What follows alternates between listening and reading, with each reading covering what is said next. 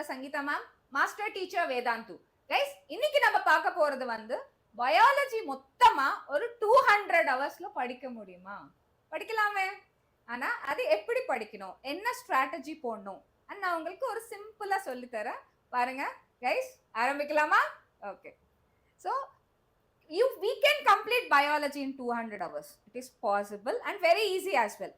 நான் சொல்றதை நீங்க ஃபாலோ பண்ணலாம். ஸோ முதல்ல என்னன்னா, don't give up, never give up. Still நம்மளுக்கிட்ட 8 months இருக்கு. இந்த 8 months ரொம்பவே சஃபிஷியன்ட் நம்ம இந்த ஸ்ட்ராட்டஜி ஃபாலோ பண்றதுக்கு. ஸோ பயாலஜி முதல்ல முடியறதுக்கு, ஏன்னா biology is always a scoring. So biology is the Xavier. Main நீங்க எம்பிபிஎஸ்க்கு போறதுக்கு Xavier biology, game changer physics. First thing, how to study biology for NEET 2026 for 200 hours. Within 200 hoursல எப்படி படிக்கலாம்? So ஒரு விஷயம் என்னன்னா, ஸோ இஸ் என்சிஆர்டி சஃபிஷியன்ட்? நிறைய பேருக்கு இந்த டவுட் இருந்துட்டே இருக்கும். ஸோ என்சிஆர்டி சஃபிஷியன்ட் தான். ஏன்னா 85% of questions straight away from NCERT. வேற இது இல்லை, டவுட் இல்லை. 85% கொஸ்டின்ஸ் உங்களுக்கு ஸ்ட்ரைட் அவே என்சிஆர்டிலேருந்து தான் வரும். ஸோ அதனால அந்த மிச்சம் இருக்கிற ஒரு 10 to 15% மட்டும்தான் கொஞ்சம் எக்ஸ்ட்ராவா படிக்கணும். அது ஒரு பவுண்டரி இருக்கு அதுக்கு. அவுட் ஆஃப் என்சிஆர்டினா எல்லாரும் சேர்த்து ஒரு ஃபர்ஸ்ட் இயர் எம்பிபிஎஸ் புக்கு கூட படிப்பாங்க. ஸோ அதனால ஒரு பவுண்டரி வச்சுட்டு அவுட் ஆஃப் என்சிஆர்டி படிக்கணும். அதுக்கு ஒரு லிமிடேஷன்ஸ் இருக்கு. So remember one thing, can you beat the cut off with NCERT? NCERT மட்டுமே படிச்சா கட் ஆஃப் பீட் பண்ண முடியுமா? எய்ம்ஸ் இல்லைன்னா government medical college, but possible if you are very perfect in NCERT. ஆனால் சில இது மட்டும் கொஞ்சம் அவுட் ஆஃப் என்சிஆர்டி கொஞ்சம் படிக்கணும். அது எவ்வளோ எப்படின்னு நான் சொல்றேன். So one thing, ratification. What is this ratification சாப்டர்ஸ்னா ரிப்பிட்டேட்டிவ் சாப்டர்ஸ். இதுக்கு வந்து என்சிஆர்டி மட்டுமே போதும். வேற நீங்க out of NCERT newly added அதெல்லாம் ஒன்றும் இல்லை. So only NCERT. இந்த சாப்டர்ஸ் லிஸ்ட் மட்டும் நீங்க ஞாபகமா வச்சுக்கோங்க. அது கூட நிறைய first year chapters. Only NCERT line by line, phrase by phrase நீங்க புரிஞ்சுட்டு படிச்சுட்டா போதும்.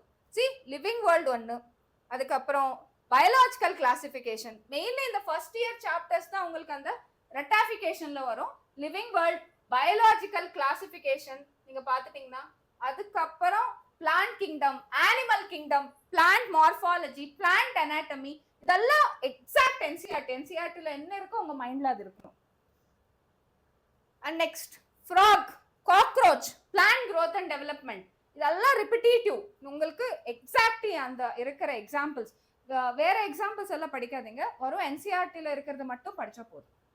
மோஸ்ட்லி இந்த ஃபர்ஸ்ட் இயர்ல இருக்கிற சாப்டர்ஸ் தான் இருக்கும் அதுல ரிப்பிட்டேட்டிவ் சாப்டர்ஸ். அது வரும் என்சிஆர்டி சாப்டர்ஸ் மட்டும்தான். கிளாஸ் 12ல நீங்க பாத்துட்டீங்கன்னா microbes in human welfare, ecology, இதெல்லாம் நீங்க 100% என்சிஆர்டி.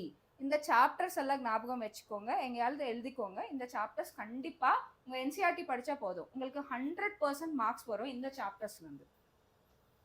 அதுக்கப்புறம் so guys, new plant families நீங்க ஜாஸ்தியா கான்சென்ட்ரேட் பண்ண வேணாம். ஏன்னா அந்த பிளான்ட் ஃபேமிலிஸ் எல்லாம் கம்பேரிட்டிவா படிச்சுக்கோங்க. நிறைய பேருக்கு வந்து இது ஒரு பர்டன் ஆகுது, பர்டிகுலர்லி பாட்னி. ஐயோ நியூ பிளான்ட் ஃபேமிலிஸ் இருக்கு, நம்மளுக்கு எதுவுமே தெரியாது அந்த பிளான்ட் ஃபேமிலிஸ் பத்தின்னு. ஸோ ரொம்ப கேட்டா ஒரு கொஸ்டின் கேட்பாங்க, அதுக்கு மேல எல்லாம் கேட்க மாட்டாங்க நியூ ஃபேமிலிஸ். ஸோ அதனால அந்த ஒரு கொஸ்டின்காக ரொம்ப ஸ்ட்ரெஸ் பண்ணாதீங்க. ஆனா இதுக்காக நோட்ஸ் நாங்க உங்களுக்கு கொடுக்க போறோம். ஸோ கைஸ், நான் சொல்ற அந்த முன்னாடி ரெட்டாஃபிகேஷன் சாப்டர்ஸ் எல்லாமே பாயிண்ட் வைஸ் நோட்ஸ் எடுத்துக்கோங்க. பாயிண்ட் வைஸ் நோட்ஸ், அதுக்கப்புறம் டேபிள்ஸ். அந்த டேபிள்ஸ் கம்பேரிட்டிவ் டேபிள்ஸ். இப்போ நீங்க பாத்துட்டீங்கன்னா பயாலஜிக்கல் கிளாசிஃபிகேஷன், பிளான்ட் ஃபேமிலிஸ், அதெல்லாம் வந்து நீங்க கம்பேரிட்டிவா டேபிள்ஸா எழுதும் போது உங்களுக்கு ஈஸியா இருக்கும் படிக்கும்போது. எக்ஸாம்க்கு முன்னாடி கூட நீங்க சிம்பிளிஃபைடா பார்த்துட்டு எக்ஸாம் போகலாம். So flow charts, mainly flow charts கூட ரொம்ப ரொம்ப இம்பார்ட்டன்ட். ஸோ நெக்ஸ்ட் கைஸ், இதெல்லாம் நீங்க பாத்துக்கோங்க. இந்த நான் சொல்ற மாதிரி இந்த மாதிரியே நீங்க அந்த கிளாஸ் நோட்ஸ் பண்ணிக்கோங்க. Notes compulsory. உங்களுக்கு இருக்கிற ஒரு ஓன் நோட்ஸ் இருக்கணும். அதுக்கப்புறம் ஷார்ட் நோட்ஸ், நியூமோனிக்ஸ், இதெல்லாம் ஒரு நோட்ஸ்ல தனியா ஒரு நோட்ஸ்ல எடுத்துக்கணும். இன்னொன்னு என்ன, நியூமோனிக்ஸ். ஸோ கைஸ், நிறைய பேர் பண்ற ஒரு தப்பு என்னன்னா, நியூமோனிக்ஸ் வந்து தனியா ஒரு ஸ்டோரி மாதிரி, தனியா அதுக்கே ஒரு பெரிய பேராகிராஃப் மாதிரி படிக்கிறாங்க. தயவுசெய்து அது பண்ணாதீங்க. ஏன்னா நியூமோனிக்ஸ்க்கே திருப்பி ஸ்ட்ரெஸ் பண்ணணும் நம்ம. ஸோ நியூமோனிக்ஸ் வந்து ரொம்ப சிம்பிளா இருக்கணும், ரொம்ப ஈஸியா இருக்கணும். அது உங்களுக்கு நாங்க சொல்லி தரோம். நியூமோனிக்ஸ்னா இப்படி இருக்கணும்னா. நியூமோனிக்ஸ் கூட இதுவே மாறிடுச்சு புதுசா. என்னன்னா நிறைய பேர் அந்த எக்ஸாம்பிள்ஸ் எல்லாம் ஞாபகம் வைக்கிறதுக்கு தனியா ஒரு ஸ்டோரி சொல்லுவாங்க.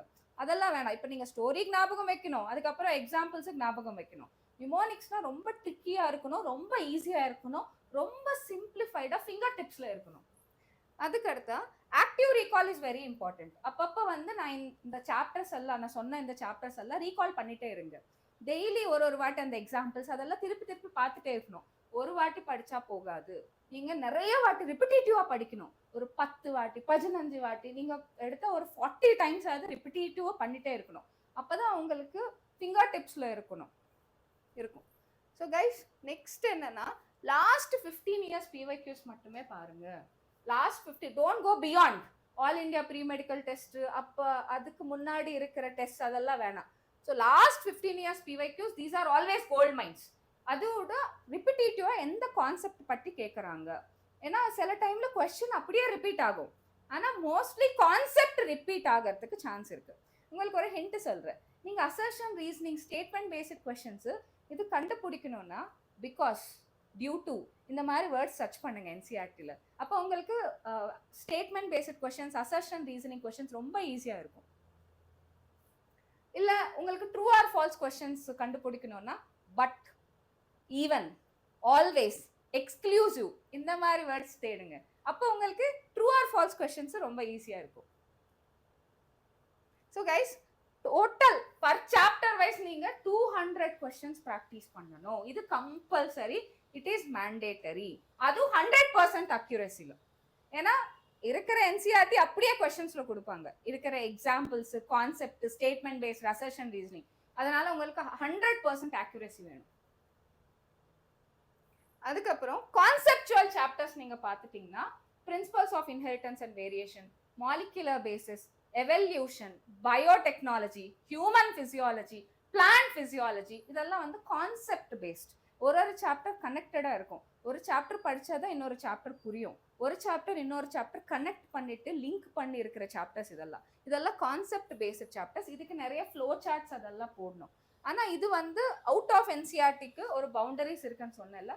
அவுட் ஆஃப் என்சிஆர்டிக்கு இருக்கிற பவுண்டரிஸ் என்னன்னா, ஃபார் எக்ஸாம்பிள் நீங்க மாலிகுலர் பேசிஸ் ஆஃப் இன்ஹெரிட்டன்ஸ்ல டிஎன்ஏ படிக்கிறீங்க, அதே நீங்க பயோமாலிக்யூல்ஸ்ல கனெக்ட் பண்ணிக்கோங்க. ஃபார் எக்ஸாம்பிள் உங்களுக்கு ஹியூமன் ரீப்ரொடக்ஷன், ரீப்ரொடக்டிவ் ஹெல்த், இந்த 2 சாப்டர்ஸ் கனெக்டடா இருக்கு. மோஸ்ட்லி அவுட் ஆஃப் என்சிஆர்டினா என்ன கேட்பாங்கன்னா, ஃபார் எக்ஸாம்பிள் உங்களுக்கு ஈஸ்ட்ரோஜன், ப்ரொஜெஸ்டிரான், இதெல்லாம் மென்ஸ்ட்ரல் சைக்கிளுக்கு இருக்கிற hormones. Follicle stimulating hormone, luteinising hormone. பெருசா கேட்டா ப்ரொஜெஸ்டிரானோட ரோல் கேட்பாங்க. ஸோ இப்போ கான்ட்ராசெப்டிவ் டிவைசஸ்ல ப்ரொஜெஸ்டிரான் என்ன பண்ணும்? Contraceptive devices will thicken the cervical mucus. அந்த cervical mucus எப்படி திக்கன் ஆகுது? Because of progesterone. இந்த மாதிரி அவுட் ஆஃப் என்சிஆர்டி. இதுதான் அவுட் ஆஃப் என்சிஆர்டினா, வேற ஒன்றும் இல்லை. அதான் சொன்னேன்ல, பவுண்டரிஸ் வச்சுட்டு பார்க்கணும் அவுட் ஆஃப் என்சிஆர்டியும். இல்லைன்னா ஃபுல் ஃபர்ஸ்ட் இயர் எம்பிபிஎஸ்ஸே படிக்கணும் பவுண்டரிஸ் இல்லாம போனா.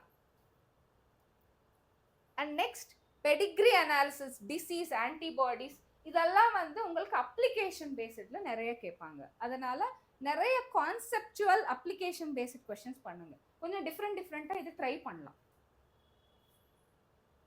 And coming to the wise, topic wise approach is very important. So one thing, so நீங்க சிலபஸ்க்கு என்ன வரைக்கும் ஸ்கோப் இருக்கு, அது வந்து பிஒய்க்யூஸ் பார்த்தா தான் நம்மளுக்கு புரியும். சிலபஸ்க்கு என்ன ஸ்கோப் இருக்கு, வெயிட்டேஜ் இருக்குன்னு. இப்போ இருக்கிற டாபிக்ஸ்க்கெல்லாம் வந்து வெயிட்டேஜ் கொஞ்சம் கொஞ்சமா மாறிட்டே இருக்கு. இப்போ ஃபிக்ஸடான வெயிட்டேஜ் எங்கேயும் இல்லை. ஸோ அதனால கொஞ்சம் சில கொஸ்டின்ஸ் ப்ரெடிக்ட் பண்ணலாம், இந்த சாப்டர்ல இருந்து நிறைய கொஸ்டின்ஸ் வரலான்னு. சில டைம் நம்ம எக்ஸ்பெக்ட் பண்ணாத சாப்டர்ஸ்ல இருந்து கூட நிறைய கொஸ்டின்ஸ் வரும்.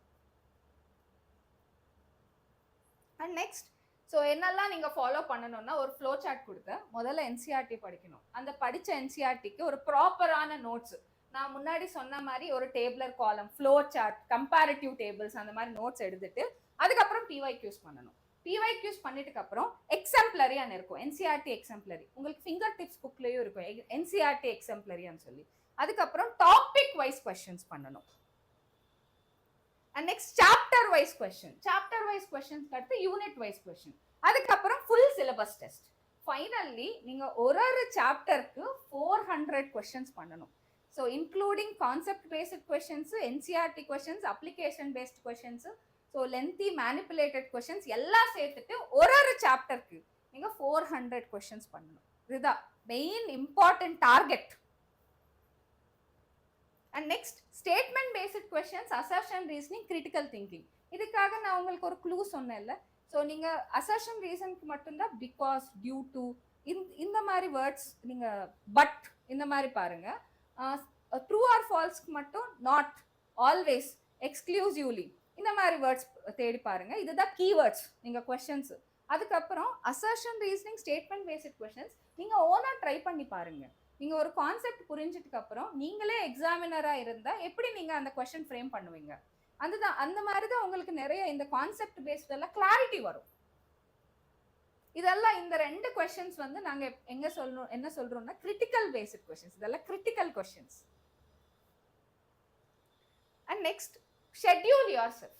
ஷெட்யூல்னா நான் இந்த ரெட்டாஃபிகேஷன் சாப்டர்ஸ்க்கு மட்டும் ஒரு ஷெட்யூல் சொல்றேன், ஒரு சிம்பிளான ஒரு ஷெட்யூல் சொல்றேன். 5 AM to 7 AM read biology. So 2 hours. 2 hours is more than sufficient, right? Morning, early morning 5 AM to 7 AM. And 6 PM to 8 PM. So இங்கேயே உங்களுக்கு 4 hours biology ஆயிடுச்சா? Per day 4 hoursனா ஈஸியா நீங்க ஒரு 50 daysக்குள்ள 200 hoursல biology முடிக்க முடியுமா இல்லையா? Yes or no? So within 50 days, 50 daysனா less than 2 months. நீங்களே பாருங்க, ஒரு simple calculation. டெய்லி ஒரு 4 hours biology கொடுங்க போதும். Within 200 hours, that means within 50 days, less than 2 months you can finish biology. So hence proved, you can finish biology within 200 hours. இது கண்டிப்பா practice பண்ணுங்க. Biology உங்களுக்கு போக போக ரொம்ப ரொம்ப ஈஸியா இருக்கும். அதுக்கு அடுத்து நீங்க போன ரிவிஷன் மட்டும்தான் இருக்கும். ரிவிஷன், பிராக்டிஸ் இது மட்டும்தான் வச்சுக்கோங்க. அதுக்கப்புறம் ஜான்வரியிலேருந்து நீங்கள் திருப்பி என்சிஆர்டி எடுத்துட்டு கான்செப்ட் படிக்கக்கூடாது. என்சிஆர்டி புக் வந்து உங்களுக்கு ரெஃபரன்ஸ் புக் மாதிரி தான் இருக்கணும். திருப்பி நீங்கள் முதல்லேருந்து படிக்கக்கூடாது, சரிங்களா? உங்களுக்கு ஹார்டான டாபிக்ஸ் அந்த மாதிரி தான் படிக்கிறதுக்கு ஜான்வரியிலேருந்து. அதுவும் டிசம்பர் வரைக்கும் நீங்கள் இதெல்லாம் முடிச்சுட்டு என்சிஆர்டி வைண்ட் அப் பண்ணிட்டு அதுக்கப்புறம் ஓன்லி ப்ராக்டிஸ். நீங்கள் ஒரு 10 கொஸ்டின் ப்ராக்டிஸ் பண்ணால் அதில் 9 ஆக்யூரேட்டாக இருக்கணும். ஒன்று வந்து கொஞ்சம் டவுட் ஃபேக்டர் இல்லைன்னா ஏதோ சில்லி மிஸ்டேக்காக இருக்கணும். அது போக போக பர்ஃபெக்ஷன் வரும். ஸோ கைஸ், இந்த ஸ்ட்ராட்டஜி உங்களுக்கு கண்டிப்பாக பெனிஃபிஷியலாக இருக்கும். ஆனால் நீங்கள் ட்ரை பண்ணி எனக்கு கமெண்ட் பண்ணுங்கள். So thank you very much. பாய்.